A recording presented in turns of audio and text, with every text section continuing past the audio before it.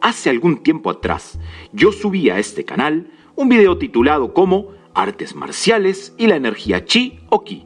En él expongo algunos conceptos acerca de esta misteriosa y tan anhelada energía que se encuentra presente en casi todas las tradiciones y artes marciales orientales.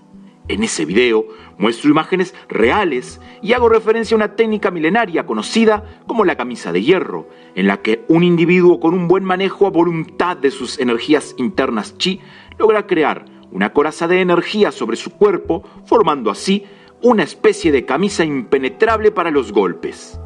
En los comentarios que ustedes mismos dejaron en ese video, he podido percibir que existe gran interés por el tema relacionado a las energías internas, al tiempo que existe también muchas interrogantes lógicas sobre la veracidad de si es real o no la posibilidad de utilizar las energías chi a gusto, ganas y voluntad.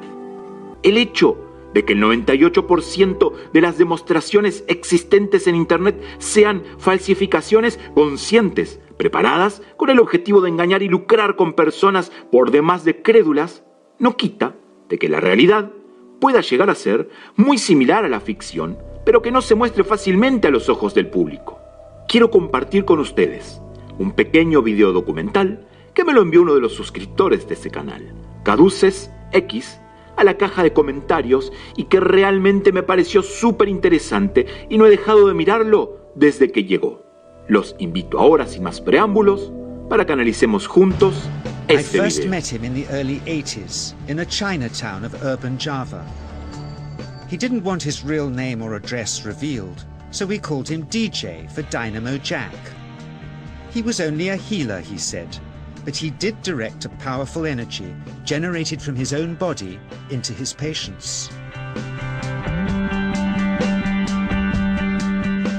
Sometimes he used the needles, sometimes just his hands.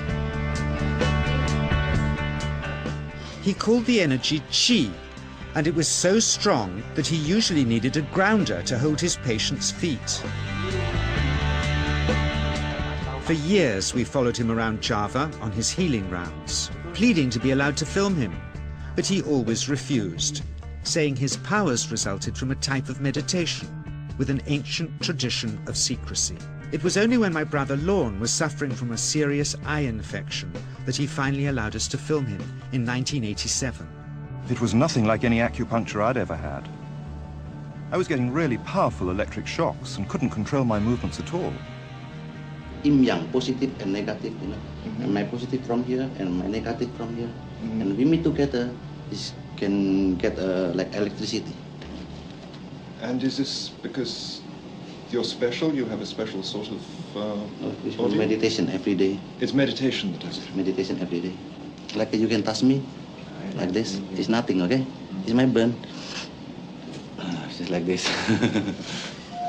For our sound recordist, it was also a shocker.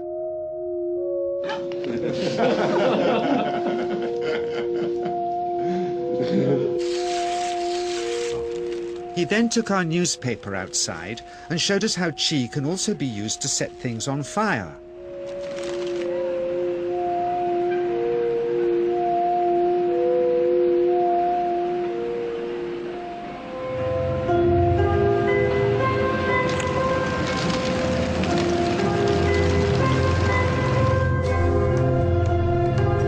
When he heard we'd shown this footage in public, he was very upset and refused all our future efforts to contact him again.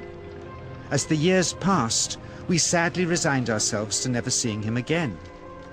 My brother Lorne never did, for by 1997 he was already dead, when I again found myself with DJ, now treating me for an eye problem. But it wasn't this that brought me back. He had tracked me down out of the blue and invited me to tell me a story. He had just returned from 2 years on a deep meditational journey, alone in the heart of Borneo. Amongst his revelations, he had seen, he said, how history was moving on into great change, and the old wisdom was vanishing. So he'd called me back to film just enough of him to remind us that we all have undreamed-of powers sleeping within us, and that there's nothing special about him except for his training in waking them. Grounding this patient, my cameraman Joe is having to use all his weight to keep contact. The chi is pushing him away. He seems able to control the amplitude of this chi, like a dimmer switch, and it causes uncontrollable responses in the patients and their grounders. I can barely keep my hand on you. It wants to fly off. The electricity is so strong. This mother unwittingly grounds her child. He won't sit still, so she's asked to hold him and grin and bear it. Sometimes signs of this passing energy can be seen in the transmitter too. This chi stuff is only the surface, he says, of the real adventure beneath, in the meditational technique.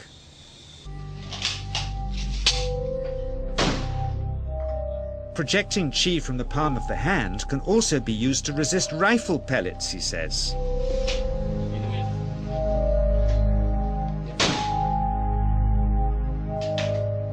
First, you learn to distinguish between yin and yang chi in your body. Then how to pool it in your navel chakra. Then how to project it, he says. And it's the proportionate mixture between yin and yang which accounts for different effects, like pulling or pushing objects or igniting them. Then he gets really strange. He says that mastering yin chi is the key to the spirit world.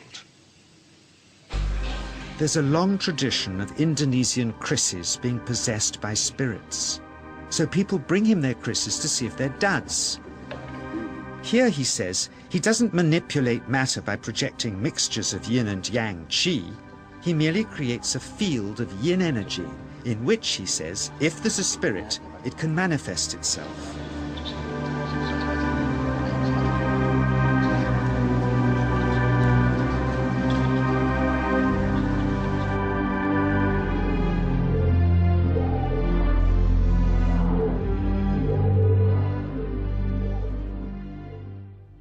So I invited a small group of scientists back from the United States with measuring equipment to test if DJ was for real. And if so, where might this energy belong on the electromagnetic spectrum? Catherine Cook, CEO of the Mind Science Foundation in Texas. Dr. Roger Nilsson, a Swedish medic and international racing sailor. Dr. Greg Simpson, a physicist from New York's Albert Einstein University, and Andreas Polak, one of DJ's Australian students. The visitors are confident they'll uncover him as a fraud in no time. Greg is the first guinea pig, and he's uncomfortable about showing that he can feel anything at all. Dr. Roger doesn't know what to expect.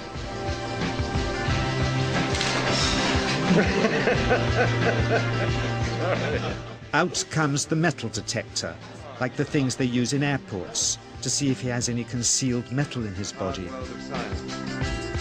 Then the voltmeter, to try and measure the chi. But how to get it to work? Where's the ground? What settings? DJ suggests that as his negative is his perineum, and his positive is his navel chakra, perhaps that's where the electrode should be attached. He doesn't stand on his dignity. He's eager to help, but still no readings.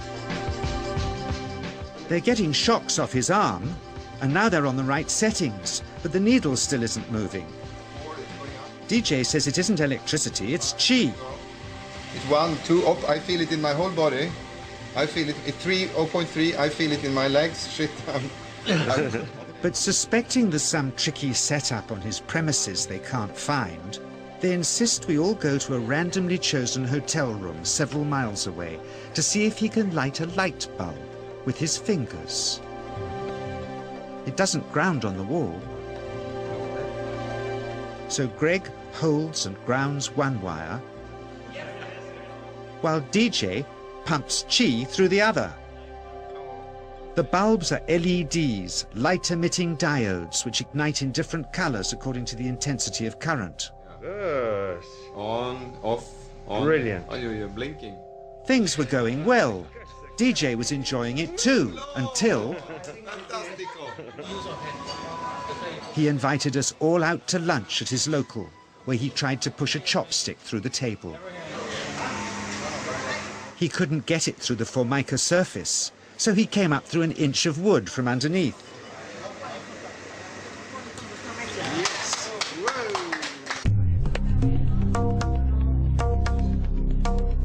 Not only did he draw his own blood, but a chopstick splinter had caught Alison here between the eyes, drawing more. The incident was laughed off apologetically, but next morning he was a different man, drawn and upset. He said he'd been visited all night by his long-dead master, raging that he'd broken the strict taboos of his sect, never to show off in public and never to cause harm or draw blood. He felt deeply chastised. All further testing and filming must end. Never again would he submit to public scrutiny, nor accept any new students. He would sink from sight and continue his healing in obscurity, as he had done since before we met him in the early 80s, and had always told us was right.